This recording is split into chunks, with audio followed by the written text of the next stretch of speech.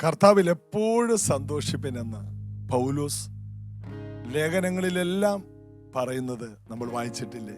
എപ്പോഴും ഏത് സാഹചര്യത്തിലും കർത്താവിൽ സന്തോഷിക്കാൻ കഴിയും.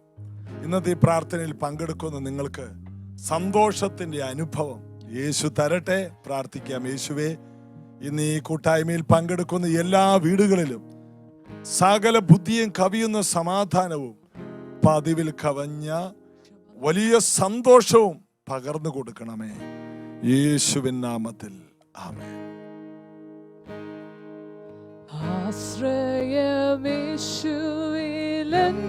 ആശ്രയമേശുവിലെന്നതിനാൽ ഭാഗ്യവാൻ ഞാൻ, ഭാഗ്യവാൻ ഞാൻ. ആശ്വാസമെന്നിൽ താൻ തന്നതിനാൽ ഭാഗ്യവാൻ ഞാൻ, ഭാഗ്യവാൻ ഞാൻ.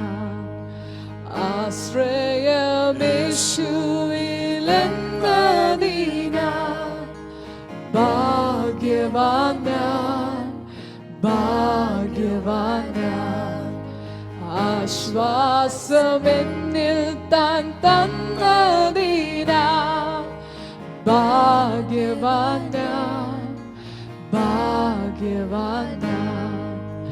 കാരിരുൾ മൂടും വേളകളിൽ കർത്താവിൻ പാദം കുമ്പിടും ഞാൻ.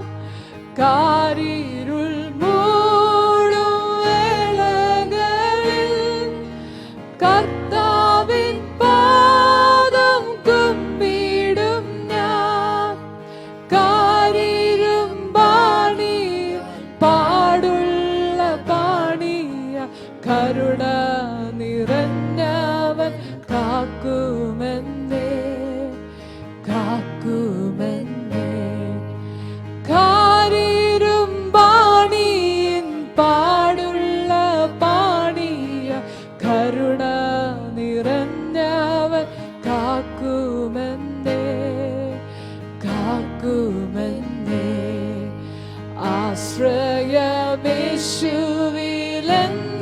ആശ്രയമേശുവിലെന്നതിനാൽ ഭാഗ്യവാൻ ഞാൻ, ഭാഗ്യവാൻ ഞാൻ.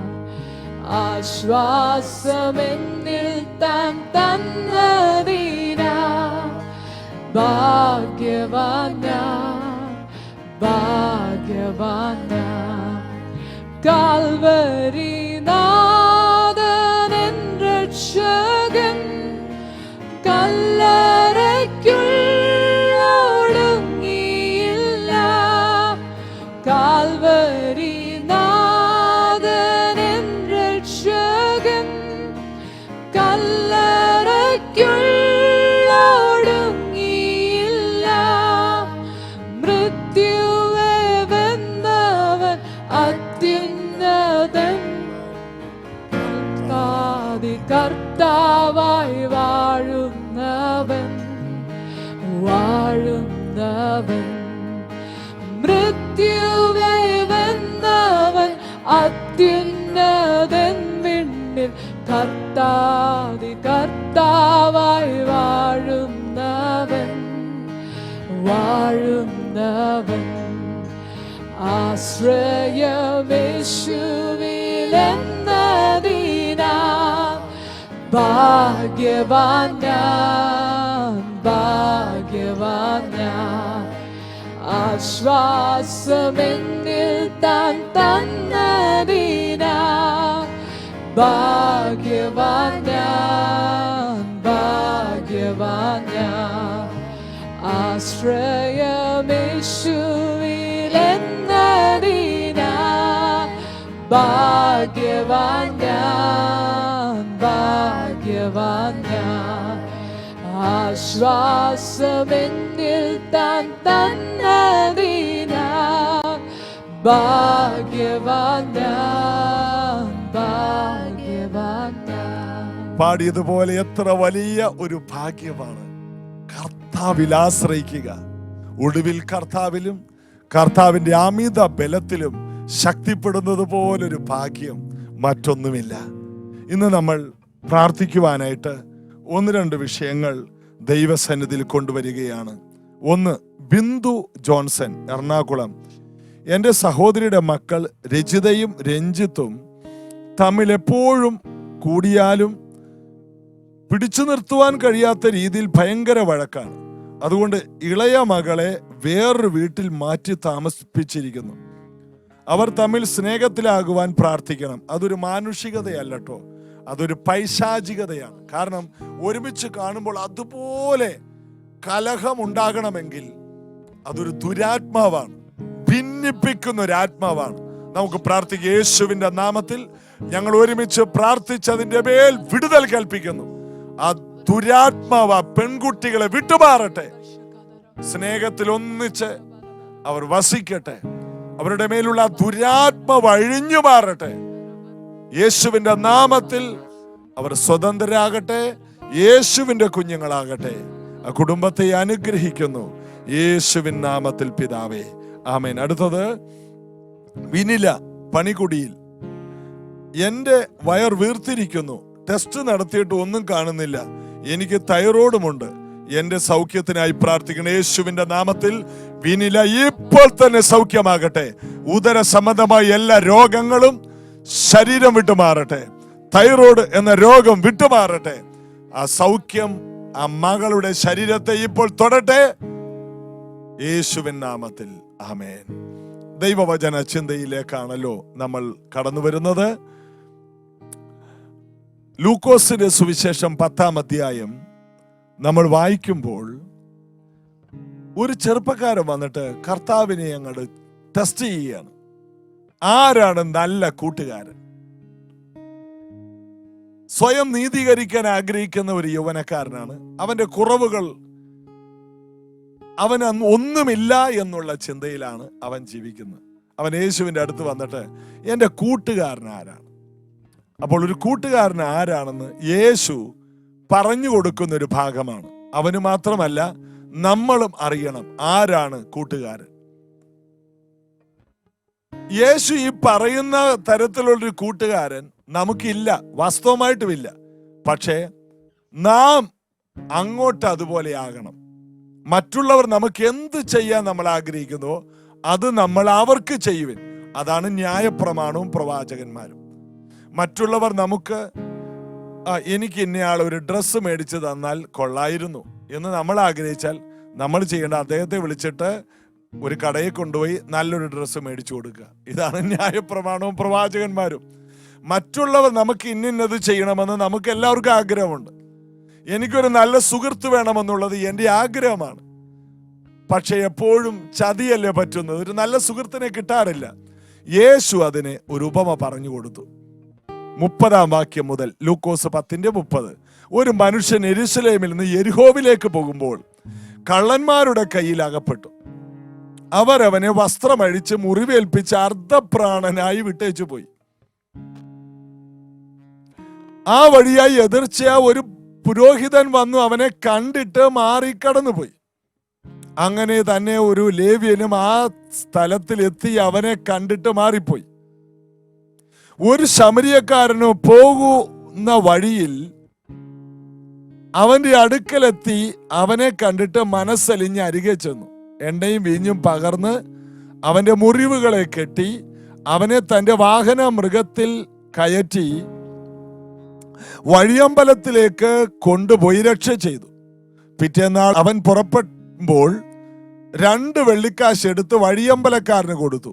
ഇവനെ രക്ഷ ചെയ്യണം, അധികം വല്ലത് ചെലവിട്ടാൽ മടങ്ങി വരുമ്പോൾ തന്നുകൊള്ളാമെന്ന് പറഞ്ഞു. യേശു ചോദിച്ചു, കള്ളന്മാരുടെ കയ്യിലകപ്പെട്ട ഈ മൂവരിൽ ഏവൻ ആ കൂട്ടുകാരനായി തീർന്നു എന്ന് നിനക്ക് തോന്നുന്നു എന്ന് ചോദിച്ചു. അവൻ കരുണ കാണിച്ചവനെന്ന് ഉത്തരം പറഞ്ഞു. യേശു അവനോട്, നീയും പോയി അങ്ങനെ ചെയ്യുക. ചോദിക്കാതിരുന്നെങ്കിൽ കുറച്ച് ആശ്വാസം ഉണ്ടായി. ഇതുപോലെ ചെയ്യണമെന്ന്. അതായത് നിനക്ക് കുറച്ചും കൂടി നല്ലവനാകണമോ? നിനക്ക് ഒരു നല്ല സ്നേഹിതനാകാൻ കഴിയുമോ? ജീവിതത്തിൽ ലഭിക്കുന്ന ഏറ്റവും വലിയ പദവി അതാണ്. ഈ ഭൂമിയിൽ ദൈവം നമ്മെ ആക്കിയത് സ്നേഹിതരെ ഉണ്ടാക്കാനാണ്. യേശു തന്നെ പറഞ്ഞു, അനീതിയുള്ള മാമോനിലൂടെ നിങ്ങൾ സ്നേഹിതന്മാരെ ഉണ്ടാക്കാൻ, പണം കൊണ്ട് സ്നേഹിതന്മാരെ ഉണ്ടാക്കാൻ. എങ്ങനെ സ്നേഹിതരെ ഉണ്ടാക്കാം? അപ്പോൾ സ്നേഹിതരാരാണ്? നമ്മുടെ കാര്യങ്ങളൊക്കെ നടത്തി തരുന്ന ആളല്ല. സ്നേഹിതൻ ഉണ്ടായി വരുന്നത് വലിയൊരു ചിലവിൽ നിന്നാണ്. വലിയൊരു വില അതിന് കെട്ടിവെക്കണം. വെറുതെ ഒരു സ്നേഹിതൻ ഉണ്ടാകത്തില്ല. യേശു ഈ പറഞ്ഞ ഉപമ യേശു തന്നെ നിവർത്തിച്ചു കാണിച്ചു. യേശു പറഞ്ഞതെല്ലാം യേശുവിൽ നിന്ന് എടുത്തു പറഞ്ഞതാണ്. കാണാതെ പോയ ആടിനെ തേടി വന്ന നല്ല ഇടയൻ യേശു ഉദ്ദേശിച്ചത് യേശുവിനെ തന്നെയാണ്. ലോകത്തിന്റെ പാപങ്ങളെ ചുമക്കുന്ന കുഞ്ഞാട് ഞാനാണ്. യേശു എല്ലാ ഉപമകളും മനുഷ്യർ തലയെ കൈവച്ചു പോകും, ഇതെങ്ങനെ നിവർത്തിക്കാൻ? യേശു പറഞ്ഞു, അത് ഞാനാ. ഈ ഉപമയിലും വാസ്തവത്തിൽ ഒരു സ്നേഹിതൻ യേശു തന്നെയാണ്. സ്നേഹിതൻ എല്ലാ കാലത്ത് സ്നേഹിക്കുന്നു, അനർത്ഥ കാലത്ത് അവൻ സഹോദരനായി തീരുന്നു. ഇവിടെ നമ്മൾ വായിച്ച ഉപമയിലെ യേശു പറഞ്ഞ കാര്യത്തിലെ ആ സ്നേഹിതൻ ശമരിയക്കാരനായി മാറി.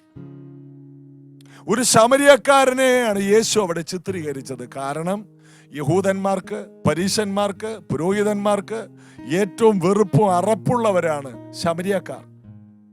ജാതി വ്യവസ്ഥകളൊക്കെ യഹൂദന്മാർ വളരെയധികം സൂക്ഷിച്ചിരുന്നു. അവർ ഉയർന്ന ജാതിയാണെന്നും ബാക്കിയെല്ലാം താഴ്ന്ന ജാതിയാണെന്നൊക്കെ ഇവരുടെ ചിന്തയാ. ശമരിയക്കാരെ വളരെ അറപ്പോടെ വീക്ഷിച്ചിരുന്നു. രണ്ട് യഹൂദന്മാർ തമ്മിൽ വഴക്കുണ്ടായാൽ അങ്ങോട്ടും ഇങ്ങോട്ടും നീ പോടാ ശമരിയക്കാരാന്ന് വിളിച്ച മറ്റവൻ പറയും, എന്നെ എന്ത് വേണമെങ്കിലും വിളിച്ചോ, ശമരിയക്കാരെന്ന് വിളിച്ച ഞാൻ നിന്നെ ശരിയാക്കി കളയും. ഇങ്ങനെയായിരുന്നു ആ നാട്ടിലുണ്ടായിരുന്ന വഴക്ക്. ഏകദേശം അങ്ങനെയാ. അത്ര വെറുപ്പുളവാക്കുന്ന ഒരു പേരാണ് ശമരിയക്കാരൻ. അതുകൊണ്ടാണ് വെള്ളം കോരാൻ നട്ടുച്ചക്ക് വന്ന പെൺകുട്ടി യേശുവിനോട് പറയും, നമുക്ക് തമ്മിൽ സമ്പർക്കമൊന്നുമില്ലല്ലോ, യഹൂദനും ശമരിയക്കാർക്കും തമ്മിൽ. അത് തന്നെയാണ് കൊർന്നല്യോസിന്റെ വീട്ടിൽ പത്രോസ് പറയുന്നത്, ഞങ്ങൾക്ക് ഇതുപോലെയൊന്നും വരാൻ പാടില്ല, ഒരു ജാതികൾ അടുക്കൽ വരാൻ പാടില്ല, പക്ഷെ ദൈവം ഒന്നും മലിനമെന്ന് പറയരുതെന്ന് എനിക്ക് കാണിച്ചു തന്നു. എന്നാലേ യഹൂദനായ പത്രോസ് താഴോട്ടിറങ്ങൂ. അല്ലെങ്കിൽ മട്ടുപ്പാവിൽ തന്നെ ഇരുന്ന് പ്രാർത്ഥനയാണ്. താഴോട്ടിറങ്ങണമെങ്കിൽ സ്വർഗത്തിൽ നിന്ന് താഴോട്ടിറങ്ങി വന്ന ഒരു ദർശനം അവൻ കാണേണ്ടി വന്നു. എന്താണ്? സ്വർഗത്തിൽ നിന്ന് ഒരു വലിയ പാത്രം ഇറങ്ങി വന്നു. ചെറിയ പാത്രമൊന്നുമല്ല, ഭൂമിയിലുള്ള സകല ജീവികളും അതിനകത്തുണ്ട്. എന്നിട്ട് പത്രോസിനോട് പറയണ അറുത്ത് തിന്നുക. പത്രോസ് പറയണ അറപ്പാണ്. കർത്താവ് പറയണ അറുക്ക്. പത്രോസ് പറയണ അറപ്പാണ്. അവസാനം പത്രോസിനെ കൊണ്ട് സമ്മതിപ്പിക്കാൻ വലിയ പാടാ. കർത്താവേ, യാതൊന്നും തിന്നാൻ പാടില്ല. കർത്താവിന് അങ്ങോട്ട് ക്ലാസ് എടുക്കുകയാണ്. കർത്താവ് പറഞ്ഞു, എടാ, ദൈവം വിശുദ്ധീകരിച്ചതിനെ ആർക്ക് മലിനം എന്ന് പറയും? ശമരിയക്കാരെ ദൈവം കണ്ടതാണ്, ജാതികളെ ദൈവം കണ്ടതാണ്. ഇന്നും യഹൂദൻ ആ ഒരു അകലം സൂക്ഷിക്കുമ്പോൾ ഇതാ യേശു അവരുടെ ഇടയിൽ നിന്നുകൊണ്ട് പറയുന്നു, ഒരു പുരോഹിതൻ അർദ്ധപ്രാണനായി കിടക്കുന്ന, വഴിയിൽ കിടക്കുന്ന, മുറിവേറ്റ് കിടക്കുന്ന, മരണത്തോട് മല്ലടിക്കുന്ന, ചോര വാർന്നൊഴുകിക്കൊണ്ടിരിക്കുന്ന ആ മനുഷ്യന്റെ മുൻപിലൂടെ ഒരു പുരോഹിതൻ കടന്നുപോയി. പുരോഹിതൻ എവിടെ പോയാണ്? പ്രാർത്ഥനയ്ക്ക് പോയാണ്. അത്യാവശ്യമായിട്ട് ചെന്നിട്ട് വേണം ധൂപം കാട്ടാൻ, കുന്തിരിക്കാൻ പോകാൻ. ദേവാലയത്തിൽ യാഗം, ഭയങ്കര യാഗം നടത്തി ദൈവത്തെ പ്രസാദിപ്പിക്കാൻ പോയി. അപ്പോ ഇവനെ നോക്കിക്കൊണ്ട് നിന്ന് കഴിഞ്ഞ സമയം മുടങ്ങിപ്പോയി. എന്ത്? പ്രാർത്ഥനയുടെ ടൈം തെറ്റിപ്പോയി, ഡിസിപ്ലിൻ. പുരോഹിതൻ പോയി, പുറകെ ആര് പോയി? ലേവ്യനും പോകുന്നുണ്ട്. ലേവ്യനും അത് കണ്ടു. പക്ഷെ ലേവ്യനും സമയമില്ല. എല്ലാവരും ആരെ പ്രസാദിപ്പിക്കാൻ പോവുകയാണ്? ദൈവത്തെ പ്രസാദിപ്പിക്കാൻ പോവുകയാണ്. ദൈവത്തിന്റെ പേരിലാണ് ഈ പോകുന്നത്. എല്ലാ കാര്യങ്ങളും ദൈവത്തിന്റെ പേരിലാണ്. മനുഷ്യന് ഗുണമൊന്നും ഇല്ലെന്നേ ഉള്ളൂ. ദൈവത്തിന്റെ പേരിലാണ് ഈ പോകുന്നത്. അതുകൊണ്ട് യേശു അത് എടുത്തു പറഞ്ഞത്. അടുത്തത് ഒരു ശമരിയക്കാരൻ ദേവാലയത്തിലോട്ട് കയറ്റത്തില്ല, ദൈവമായിട്ടൊരു ബന്ധവും ഇല്ല. ദൈവത്തിന്റെ ആലയത്തിൽ ഒരു വാതിൽ കാവൽക്കാരനാക്കാൻ പോലും ശമരിയക്കാരനെ കയറ്റത്തില്ല. അതൊക്കെ ദാവീദ് കൊതിച്ച ഒരു കാര്യമാണ്. അതുപോലെ ഒരു കാര്യമാണ്. മാത്രമല്ല, ജാതികൾ അഥവാ ആരാധിക്കാൻ വന്നാൽ പ്രാകാരത്തിൽ പോലും കയറ്റത്തില്ല, പുറത്തെ പ്രാകാരത്തിൽ നിൽക്കണം. ഷണ്ണൻ ആരാധിക്കാൻ വന്നപ്പോൾ പുറത്തെ പ്രാകാരത്തിൽ നിന്നുകൊണ്ട് എത്യോപ്യക്കാരനായ മന്ത്രി, ധനമന്ത്രി വെളിയിൽ നിന്ന് ആരാധിച്ചുകൊണ്ട് പോകേണ്ടി വന്നു. പുറത്തെ പ്രാകാരം. അതുപോലെ ജാതി വ്യവസ്ഥകൾ ഉള്ളവരാണ് ഇവരെല്ലാം. എന്നാൽ യേശു എടുത്തു പറഞ്ഞു, ഒരു ശമരിയക്കാരൻ ആ വഴി വന്നു. യേശുവിന്റെ വരവിനെ കുറിച്ച് തന്നെയാണ് യേശു പറഞ്ഞത്. ഒന്നാമത്തെ വരവ്, യേശുവിനെ എല്ലാവരും ശ്രേഷ്ഠമായ ഒരു പുരോഹിതനായിട്ട് കണ്ടില്ല, ഒരു ലേവ്യനായിട്ട് പോലും കണ്ടില്ല. കാരണം യേശു യഹൂദാ ഗോത്രക്കാരനാണ്. യഹൂദാ ഗോത്രക്കാരനെ ആലയത്തിൽ അംഗീകരിക്കത്തില്ല.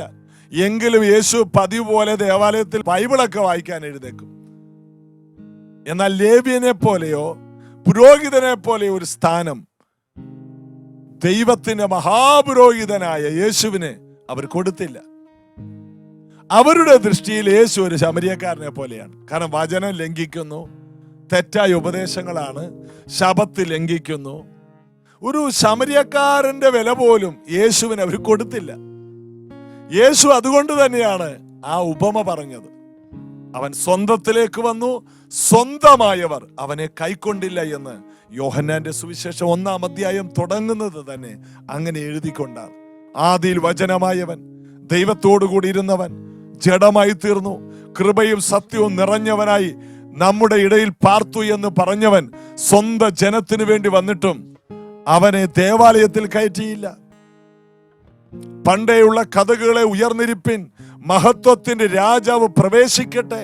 മഹത്വത്തിന്റെ രാജാവ് ആര്? ബലവാന് യുദ്ധവീരനുമായി ഹോവ. ആര്? യേശു ക്രിസ്തു രാജാവായി പറഞ്ഞവൻ, മഹത്വത്തിന്റെ രാജാവ് പ്രവേശിക്കേണ്ട കഥകൾ. യേശു കഴുതപ്പുറത്ത് യെരുശലേമിൽ ദേവാലയത്തിലേക്ക് ചെന്നപ്പോൾ യേശുവിനെ ആർക്കുന്ന കുട്ടികളെ കണ്ടപ്പോൾ പരീശന്മാര് പറഞ്ഞു, പുരോഹിതന്മാര് പറഞ്ഞു, ആ പിള്ളേരോടൊന്ന് മിണ്ടാതിരിക്കാൻ പറ. യേശു പറഞ്ഞു, നിങ്ങൾ അവരെ അമർച്ച ചെയ്താൽ, അവര് മിണ്ടാതിരുന്നാൽ കല്ലുകൾ ആർത്ത് വിളിക്കും. കല്ലുകൾ ആർത്ത് വിളിച്ചാൽ എന്ത് പറ്റും? യെരുശലേം ദേവാലയം പൊളിഞ്ഞ് താഴെ വീഴും. കാരണം എല്ലാം കല്ലുകൾ കൊണ്ടുണ്ടാക്കിയത്. കല്ലുകളെ കൂടി പാടാൻ തുടങ്ങിയ കുരുങ്ങി താഴെ പോകും. അതുകൊണ്ട് അത് തന്നെയാണ് ആരാധനയുടെ നടുവിൽ പൗലോസും ശീലാസും യേശുവിനെ ആരാധിച്ചപ്പോൾ കാരാഗ്രഹത്തിലെ കല്ലുകൾ ആർത്ത് വിളിച്ചപ്പോഴാണ് കല്ലറകൾ, ആ കല്ലുകൾ, കാരാഗ്രഹത്തിന്റെ ജയിലിന്റെ എല്ലാ കൽഭിത്തികൾ കുലുങ്ങിപ്പോയത്. യേശുവിനെ പുകഴ്ത്തുമ്പോൾ കല്ലുകൾ കടങ്ങിയിരിക്കാൻ കഴിയില്ല. യോഹന്നാൻ സ്നാപകൻ പറഞ്ഞു, അബ്രഹാമിന്റെ മക്കൾ എന്ന് നിങ്ങൾ അഹങ്കരിക്കേണ്ട. ദൈവത്തിന് ഈ കല്ലുകളിൽ നിന്ന് മക്കളെ ഉളവാക്കാൻ കഴിയും. ദൈവത്തിനൊന്നും അസാധ്യമല്ല. എത്ര ചലനം ഉളവാക്കുന്ന സന്ദേശങ്ങളായിരുന്നു ആ കാലത്ത് അവർ കേട്ടത്. എന്നിട്ട് അവർക്കൊരു മാറ്റം ഉണ്ടായില്ല. യേശു പറഞ്ഞു, ആ ശമരിയക്കാരൻ ഞാൻ തന്നെയാണ്. കേൾക്കാൻ ചെവിയുള്ളവർക്ക് അത് കേൾക്കാൻ കഴിഞ്ഞുള്ളൂ. എന്ത് ചെയ്തു? അവൻ ആ വഴിയിൽ മുറിവേറ്റ് കിടക്കുന്ന മനുഷ്യന്റെ അരികിൽ, മുറിവേറ്റ് കിടക്കുന്നവനെ യഹൂദനെന്നുമില്ല, യവനനെന്നുമെന്നില്ല, ശമരിയനെന്നുമെന്നില്ല, ഉയർന്ന ജാതി എന്നുമില്ല, താഴ്ന്ന ജാതി എന്നില്ല. ഒരു കുഴപ്പമില്ലാതിരിക്കുമ്പോഴാണ് അവർണനും സവർണനും ഒക്കെ. അപകടത്തിൽപ്പെട്ടാൽ ചിലപ്പോൾ ശമരിയക്കാരൻ ഡോക്ടറായിരിക്കും ICUയിൽ ശുശ്രൂഷിക്കുന്നത്. വെന്റിലേറ്ററിൽ കിടക്കുമ്പോ ഞാൻ എബ്രായരിൽ നിന്ന് ജനിച്ച എബ്രായനാണ്, തസ്സോസുകാരനാണെന്നൊക്കെ പറഞ്ഞിട്ട് കാര്യമുണ്ടോ? അവിടെ മാസ്ക് വെച്ച് കൊടുക്കാനും അല്ലെങ്കിൽ ഓക്സിജൻ പിടിപ്പിക്കുവാനും ഓരോ ശുശ്രൂഷകൾ ചെയ്യുവാൻ അവിടെ നിൽക്കുന്നത് ഏത് അവർണനാണ്, സവർണനാണ്, ആര് ചോദിക്കാറുണ്ട്?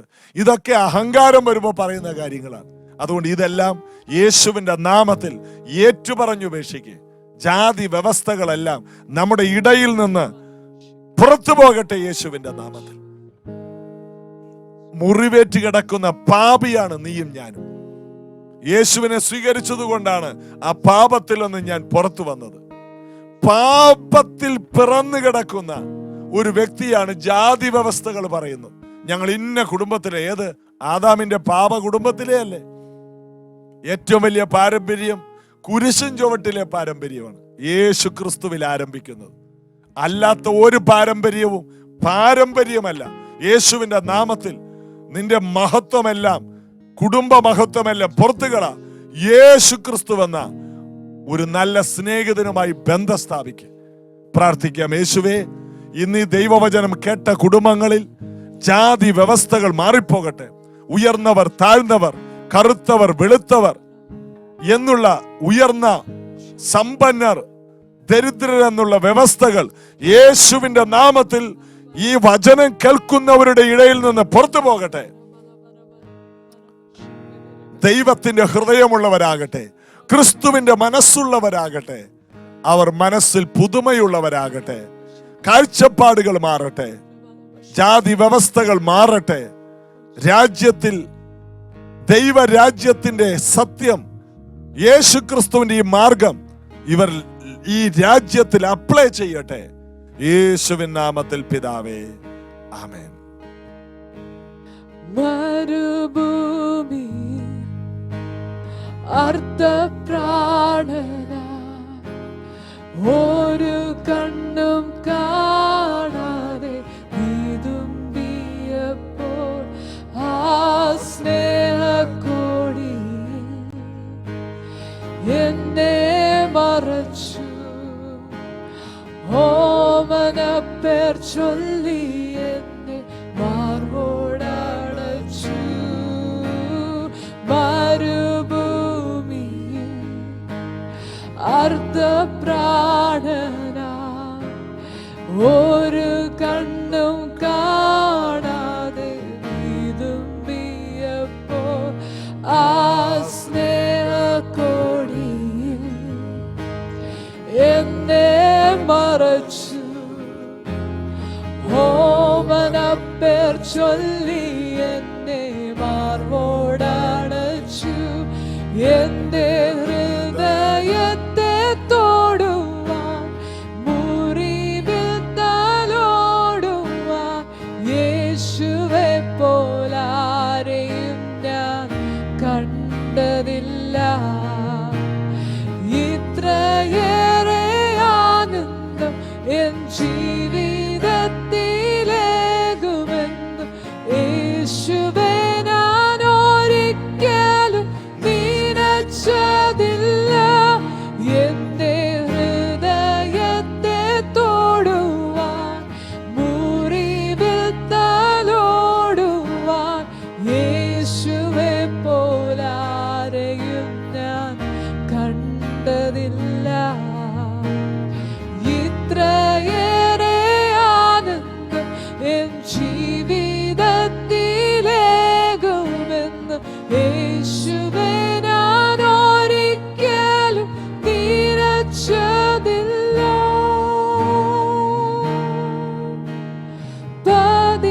പതിനായിരത്തിൽ അതിശ്രേഷ്ഠം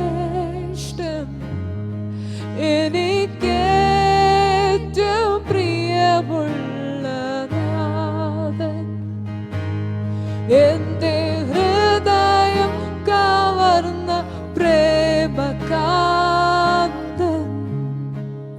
സർവാംഗ സുന്ദര യേശു. അതെ, ആ വഴിയിൽ അർദ്ധപ്രാണനായി, ഒരു കണ്ണും കാണാതെ എന്ന് പറയാൻ കഴിയില്ല. പലരും കണ്ടു, കണ്ടിട്ടും കാണാതെ പോയവൻ ചോര വാർന്നുകൊണ്ടിരിക്കുകയാണ്. അല്പം ബോധം കാണും, ഇടക്ക് ബോധം വരും. ആരെങ്കിലും എൻ്റെ അടുത്തൊന്ന് വന്നിരുന്നെങ്കിൽ, ആരെങ്കിലും എന്നെ ഒന്ന് കണ്ടിരുന്നെങ്കിൽ. എത്രയോ പേർ കണ്ടു, കാണാതെ പോയി.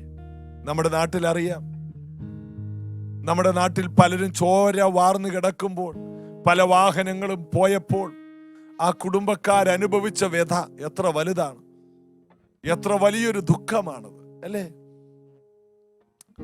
എത്ര വലിയ സങ്കടമാണത്, താങ്ങാൻ കഴിയാത്ത വ്യഥ. എന്നാൽ യേശു അവരെ പഠിപ്പിക്കുകയാണ്. ഒരു ശമരിയക്കാരൻ ആ വഴി വന്നു, ലേവ്യൻ വന്നു, പുരോഹിതൻ വന്നു, പക്ഷേ ശമരിയക്കാരൻ വന്നു, അവൻ കണ്ടു. ഒന്നാമത് അവൻ കണ്ടു, മറ്റുള്ളവരും കണ്ടു. പക്ഷെ കണ്ട ശേഷം സംഭവിക്കുന്ന ഒരു വികാരമുണ്ട്, മനസ്സലിവ്. രണ്ടാമത്തെ കാര്യം, മനസ്സലിഞ്ഞു. അതാണ് യേശുവിന്റെ പ്രത്യേകത.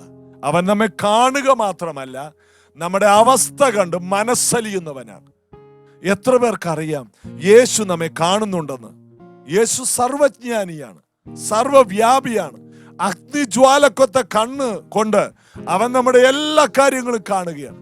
ഹൃദയത്തിന്റെ നൊമ്പരങ്ങൾ, വീട്ടിലെ സാഹചര്യങ്ങൾ, മക്കൾ ദൂരെ വളരെ കഷ്ടതയിലായിരിക്കുന്നത്, വിവാഹം കഴിച്ച അയച്ച മകളുടെ ഇന്നത്തെ ദുരവസ്ഥ, എല്ലാ കർത്താവ് കാണുകയും കാണാതെ പോവുകയും ചെയ്യുന്നവനല്ല. കണ്ടാൽ അവൻ മനസ്സലിയും. ഒരു കുഷ്ഠരോഗി വന്ന് അവന്റെ മുമ്പിൽ മുട്ടുകുത്തി, എന്നിട്ട് പറഞ്ഞു, യേശുവേ, നിനക്ക് മനസ്സുണ്ടെങ്കിൽ എന്നെ ശുദ്ധമാക്കണം. യേശുവിനെ കണ്ടു, അടുത്ത് ചെന്നു, തൊട്ടു.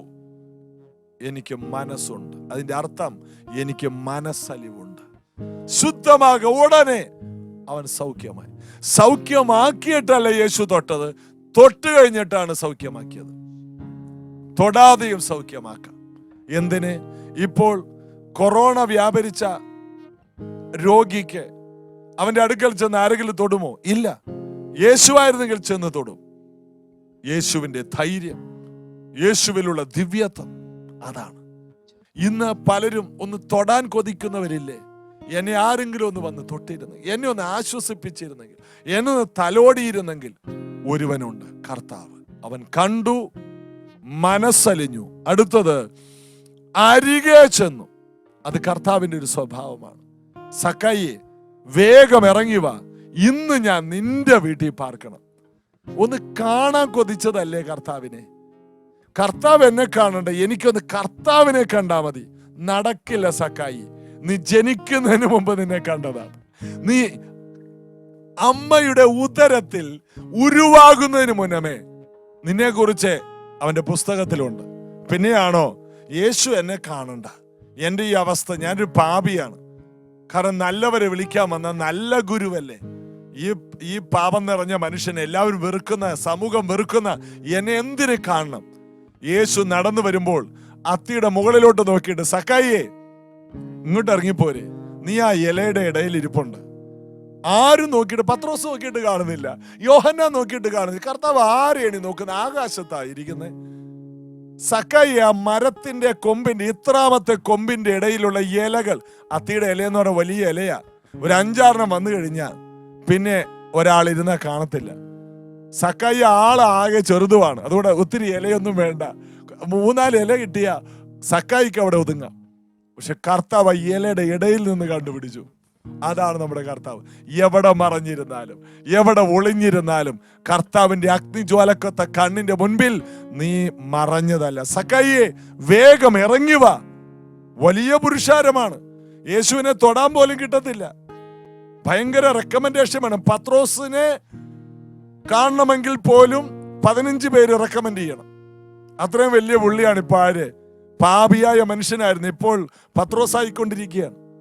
അപ്പൊ അവന്റെ പത്രാസ് തന്നെ വലുതാ. അതുകൊണ്ട് അവനോട് അടുക്കാനൊക്കെ ഭയങ്കര പാടാ. പിന്നെയാണോ യേശുവിനെ ഒന്ന് പോയി കാണാൻ. പക്ഷെ ഇതിന്റെയൊക്കെ ഇടയിൽ ഒരു പെണ്ണ്, 12 വർഷം രക്തസ്രാവം ഉള്ളവൾ, അവള് പറയും, ഞാൻ പോയി തൊടും, ഞാൻ ആ വസ്ത്രത്തെ പിടിക്കും. ഏത് പത്രാസാണെങ്കിലും, ഏത് പത്രോസാണെങ്കിലും ഞാൻ ചെന്നിരിക്കും, തൊട്ടിരിക്കും. അവൾ ചെന്നു, കാരണം വേറെ മാർഗമില്ല. തൊട്ടു, ശക്തി പുറപ്പെട്ടു. യേശു അവിടെ നിന്നു. അവൾ ആരാണെന്ന് കാണാൻ ചുറ്റും നോക്കി. യേശുവിനെ കാണണമെന്ന്. ഈ കാര്യം ചെയ്തത് ആരാണ്? കാണാൻ കൊതിച്ചത് ആരാണ്? തൊടാൻ കൊതിച്ചത് ആരാണ്? അടുക്കാൻ കൊതിച്ചത് ആരാണ്? യേശു അവിടെ നിന്നു. യേശു നിൽക്കും, യേശു നോക്കും, യേശു മനസ്സലിയും. യേശു കരുണയുള്ളവനാണ്. യേശുവിനെ കുറിച്ച് പറയുവാൻ 1000 നാവ് പോരാ. അവൻ 10,000-ങ്ങളിൽ, നമ്മൾ പാടിയതുപോലെ അവൻ 10,000-ങ്ങളിൽ അതിസുന്ദരനാണ്. അവൻ മനസ്സലിഞ്ഞു. സക്കായിയെ, വേഗം ഇറങ്ങി വാ. ഇന്ന് നമുക്ക് ഒരുമിച്ച് ഇന്നയാളുടെ വീട്ടിൽ പാർക്കാന്നല്ല, ഇന്ന് ഞാൻ നിന്റെ വീട്ടിലോട്ട് വരിക. സക്കായിയുടെ ഭാര്യയ്ക്ക് ഭയങ്കര ആഗ്രഹമാണ് യേശുവിനെ ഒന്ന് കാണണമെന്ന്. പക്ഷെ എങ്ങനെ കാണാൻ? സക്കായിയുടെ മക്കൾക്ക് ആഗ്രഹമുണ്ട്, പക്ഷേ സമൂഹത്തിൽ ഒരു വിലയില്ലാത്തവന് കുടുംബമാണ്. പക്ഷേ സക്കായിയുടെ വീട്ടിലോട്ട് യേശു വന്നതോടുകൂടി വീടിന്റെ അന്തരീക്ഷം അങ്ങോട്ട് മാറി. ഈ ആലപ്പുഴയിൽ, ഞങ്ങളുടെ ആലപ്പുഴയിൽ ഒരിക്കൽ ഇന്ത്യൻ പ്രസിഡന്റ് വന്നപ്പോൾ അദ്ദേഹത്തിനൊരു ആഗ്രഹം, അദ്ദേഹം കേരളം മുഴുവൻ, അബ്ദുൽ കലാം, അദ്ദേഹം കേരളത്തിൽ വന്ന സമയത്ത് ആലപ്പുഴയിൽ വരുമ്പോൾ നേരത്തെ വിളിച്ചു പറഞ്ഞ അദ്ദേഹത്തിന്റെ കൂടെ തമിഴ്നാട്ടിൽ പഠിച്ച ഒരു കൂട്ടുകാരനുണ്ട്. കൂട്ടുകാരൻ ആലപ്പുഴയിൽ ഒരു സ്ഥലത്ത് പാർക്കുന്നുണ്ട്. അദ്ദേഹം നേരത്തെ അറിയിച്ചു, എന്റെ യാത്രയിൽ എന്റെ കൂട്ടുകാരന്റെ വീട്ടിൽ 5 മിനിറ്റ്. കൂട്ടുകാരന്റെ വീട്ടിൽ 5 മിനിറ്റ്. 5 മിനിറ്റത്തേക്ക് ചെന്നതാണ്. ചെന്നില്ല, കാരണം ST കോളേജിൽ അന്ന് അവിടുത്തെ ഒരു കുട്ടികൾക്ക് വേണ്ടിയുള്ള ഒരു പ്രോഗ്രാമിൽ സമയം കഴിഞ്ഞു പോയി. പക്ഷെ ചെല്ലാമെന്നൊരു പ്രോഗ്രാം ഉണ്ടായി. ചെല്ലുമെന്ന് പറഞ്ഞപ്പോൾ ഗവൺമെന്റ് തന്നെ ഈ കൂട്ടുകാരന്റെ വീട്ടിലോട്ട് ടാറിങ്, റോഡ്, കുറെ പൈസ മുടക്കി, സ്പെഷ്യൽ ബാത്റൂം സൗകര്യങ്ങൾ എല്ലാം ആ വീട് പെയിന്റ് അടിച്ചു കൊടുത്തു ഗവൺമെന്റ്. എന്താണ്? ചെല്ലുമെന്ന് പറഞ്ഞേ ഉള്ളൂ. അപ്പൊ കർത്താവ് സക്കായുടെ വീട്ടിൽ ചെന്നതോടുകൂടി ആ വീടിന്റെ മാന്യത എന്താണ്? രാജാവാണ് ചെന്നത്, സകലത്തിലും മതിയായവൻ, സ്വർഗത്തിലെ രാജാതിരാജാവ് ഒരു വീട്ടിലോട്ട് കയറി ചെന്നു. ഇത് തന്നെയല്ലേ യേശു നമ്മുടെ ജീവിതത്തിലേക്ക് വരുന്നത്. അവൻ ചെന്നു, അരികെ ചെന്നു, എണ്ണ പകർന്നു, വീഞ്ഞു പകർന്നു, മുറിവ് കെട്ടി. അപ്പോൾ എണ്ണ, മുറിവെണ്ണകളുണ്ട് ആ കാലത്ത്. മുറിവ് പകർന്നു, മുറിവ് കെട്ടി, എണ്ണ പകർന്നിട്ട് മുറിവുകൾ കെട്ടി, വീഞ്ഞു പകർന്നു. എന്താണ്? ആത്മവീര്യം. മുറിവ് കെട്ടി വാഹന മൃഗത്തിൽ കയറ്റി വഴിയമ്പലത്തിലേക്ക് കൊണ്ടുപോയി. എന്നിട്ട് വഴിയമ്പലക്കാരനോട് പറഞ്ഞു, അധികം വല്ലതും ചെലവിട്ടാൽ മടങ്ങി വരുമ്പോൾ തരാം. ചിലരെ പിടിച്ച് ചിലയിടത്തേക്ക് ഏൽപ്പിച്ചു. നിങ്ങളെ പലരെയും പല സഭകളിലേക്ക് ആക്കിയിട്ട് സഭകൾ ശുശ്രൂഷിക്കുന്ന ദൈവദാസന്മാരോട് പറഞ്ഞു, നിങ്ങൾ കൂടുതൽ വില മുടക്കിയാൽ മടങ്ങി വരുമ്പോൾ തരാം. ഇതാണ് ഞങ്ങൾക്കുള്ള ചെലവ്. ഞങ്ങൾ കൂടുതൽ ചെലവാക്കിയാൽ, ഞങ്ങൾ കർത്താവിന് വേണ്ടി വഴിയമ്പലക്കാരായ ഞങ്ങളുടെ ജോലി ശുശ്രൂഷ ചെയ്യലാണ്. ഞങ്ങൾ കൂടുതൽ പൈസ മുടക്കിയിട്ടുണ്ടെങ്കിൽ, നിങ്ങൾക്ക് വേണ്ടി എന്തെങ്കിലും ചെലവിട്ടിട്ടുണ്ടെങ്കിൽ മടങ്ങി വരുമ്പോൾ തരും. നല്ല ശമരിയക്കാരൻ. യേശു ആ ഉപമ ചെറുപ്പക്കാരോട് പറയുക മാത്രമല്ല, താൻ ആരാണെന്ന് കാണിച്ചു തന്നിട്ടാണ് ഈ ഭൂമിയിൽ നിന്ന് പോയത്. അധികം വല്ലതും ചെലവിട്ടാൽ മടങ്ങി വരുമ്പോൾ തരാം. ഇതാണ് ഞങ്ങളുടെ പ്രത്യാശ. ഞങ്ങൾ എന്തെങ്കിലും കർത്താവിന് വേണ്ടി എക്സ്ട്രാ ചെയ്തിട്ടുണ്ടെങ്കിൽ, പണം മുടക്കിയിട്ടുണ്ടെങ്കിൽ, നിങ്ങൾക്ക് വേണ്ടി ശുശ്രൂഷ ചെയ്തിട്ടുണ്ടെങ്കിൽ, നിങ്ങളോട് പ്രസംഗിച്ചിട്ടുണ്ടെങ്കിൽ, നിങ്ങൾക്ക് വേണ്ടി പ്രാർത്ഥിച്ചിട്ടുണ്ടെങ്കിൽ, നിങ്ങളുടെ വീടുകൾ വിസിറ്റ് ചെയ്തിട്ടുണ്ടെങ്കിൽ, ഞങ്ങളുടെ സമയം മാറ്റിവെച്ച്, ഞങ്ങളുടെ വീട്ടുകാര്യം മാറ്റിവെച്ച് നിങ്ങൾക്ക് വേണ്ടി ചെലവ് ചെയ്തിട്ടുണ്ടെങ്കിൽ മടങ്ങി വരുമ്പോൾ തരാമെന്ന് ഈ ശമരിയക്കാരൻ പറഞ്ഞിട്ടുണ്ട്. യേശു പറഞ്ഞു, നിങ്ങളും പോയി ഇതുപോലെ ചെയ്യും. ഇതാണ് യഥാർത്ഥ സ്നേഹിതൻ. യേശു പറഞ്ഞു, ഞാനാണ് ആ ശമരിയക്കാരൻ. പ്രാർത്ഥിക്കാം. ഇന്ന് ഈ ദൈവവചനം കേട്ട നിങ്ങളുടെ ഹൃദയം ഇത് കേട്ടപ്പോൾ ഉടഞ്ഞു കാണും. ഒരു പുരോഹിതന്റെ സ്ഥാനത്തും ലേവ്യന്റെ സ്ഥാനത്തുമല്ല യേശുവിനെ കാണിച്ചത്. എല്ലാവരും വെറുക്കുന്ന, ആർക്കും വേണ്ടാത്തൊരു ശമരിയക്കാരനെ പോലെ ഞാൻ നിങ്ങളുടെ ഇടയിൽ, എങ്കിലും ഞാൻ നിങ്ങൾക്ക് വേണ്ടി കൂടുതൽ ചെലവിടാം. നിങ്ങളുടെ മുറിവുകളെ കഴുകിക്കെട്ടാം. ഞാൻ നിങ്ങൾക്ക് ആത്മാവിന്റെ എണ്ണയെ, വീഞ്ഞിനെ പകരാം. പെന്തക്കോസ്ത് നാളിൽ അത് സംഭവിച്ചു. മാത്രമല്ല, അധികം ചെലവിടുന്നവർക്ക് മടങ്ങി വരുമ്പോൾ തരാമെന്നുള്ള വാഗ്ദത്തമുണ്ട്. യേശുവിന്റെ നാമത്തിൽ ദൈവവേല ചെയ്യുന്ന കർത്താവിന്റെ ദാസന്മാരെ, നിങ്ങൾ ചെലവിട്, അധികം ചെലവിട്. കർത്താവിന്റെ വരവ് സമീപമായി. അധികം ചെലവിട്, മടങ്ങി വരുമ്പോൾ തരും. പ്രാർത്ഥിക്കാം. യേശുവേ, ഇന്നത്തെ വചനങ്ങൾ കേട്ടവർ അനുഗ്രഹീതരാണല്ലോ.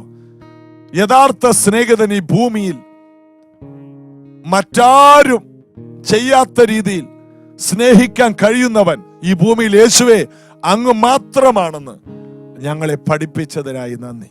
ഈ ഉപമകൾ തന്നതിനായി നന്ദി. അങ്ങത് കാണിച്ചു തന്നതിനായി നന്ദി. ക്രൂശിൽ തെളിയിച്ചതിനായി നന്ദി. ക്രൂശിലൂടെ അങ്ങ് ചെയ്തെടുത്ത എല്ലാ വിടുതലുകൾക്കായി സ്തോത്രം. ഇന്ന് മുറിവേറ്റ് കിടക്കുന്ന, മറ്റുള്ളവരാൽ, സ്വന്തം സഹോദരങ്ങളാലും കുടുംബത്താലും കള്ളന്മാരാലും കള്ള സഹോദരന്മാരാലും മുറിവേറ്റ് കിടക്കുന്നവർ, അർദ്ധപ്രാണനായി എഴുന്നേൽക്കില്ലെന്ന് പറയുന്നവർക്ക് എണ്ണയും വീഞ്ഞും പകർന്ന് മുറിവുകളെ കെട്ടി, യേശുവേ ഇപ്പോൾ തന്നെ അവരെ എഴുന്നേൽപ്പിക്കരുത്. കേട്ടുകൊണ്ടിരിക്കുമ്പോൾ യേശുവേ അങ്ങയുടെ അടിപ്പിണരുകളാൽ ഇപ്പോൾ തന്നെ സൗഖ്യം അങ്ങ് പകരണം. ഇത് കേട്ടുകൊണ്ടിരിക്കുമ്പോൾ ഇവർ വിടുതൽ പ്രാപിക്കട്ടെ. മാനസിക മുറിവുകൾ, ശാരീരിക വേദനകൾ, രോഗങ്ങൾ ഇവരെ വിട്ടിപ്പോൾ പുറത്തു പോകട്ടെ. യേശു ക്രിസ്തുവിന്റെ നാമത്തിൽ സംഭവിക്കണം. സാമ്പത്തിക പ്രതിസന്ധികൾ അവരെ വിട്ട് മാറട്ടെ. പിശാചിന്റെ കയ്യിൽ അകപ്പെട്ട് സമ്പത്ത് തകർന്നു പോയവർ വെളിയിൽ വരട്ടെ. കർത്താവ് അത് ചെയ്യണമേ.